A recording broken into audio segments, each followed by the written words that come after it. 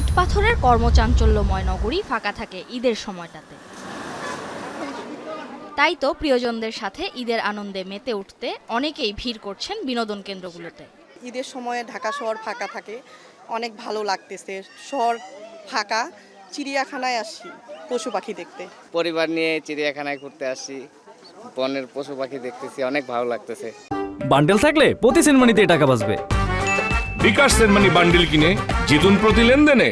বিশেষ করে ঈদের দিন সন্ধ্যা থেকেই ভিড় বাড়তে থাকে রাজধানীর বিনোদন কেন্দ্রগুলোতে। ইট পাথরের এই ব্যস্ত নগরী কিছুটা ফাঁকা হয়ে ওঠে শুধুমাত্র ঈদের সময়ে। তাই তো পরিবার পরিজন নিয়ে ফাঁকা ঢাকায় ঈদের আনন্দে মেতে উঠতে অনেকেই ভিড় করছেন রাজধানীর বিনোদন কেন্দ্রগুলোতে। বিনোদন কেন্দ্রগুলোতে ছোট্ট শিশুরাই যেন ঈদের আনন্দ উপভোগের ক্ষেত্রে সবার চেয়ে এগিয়ে। আমি আমার মা বাবার সাথে এখানে ঘুরতে এসেছি আর আমার খুবই ভালো লাগছে এখানে এসে।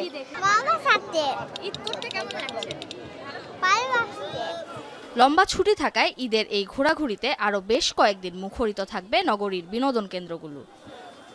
তাজফিহা উখরোজ, এখন, ঢাকা।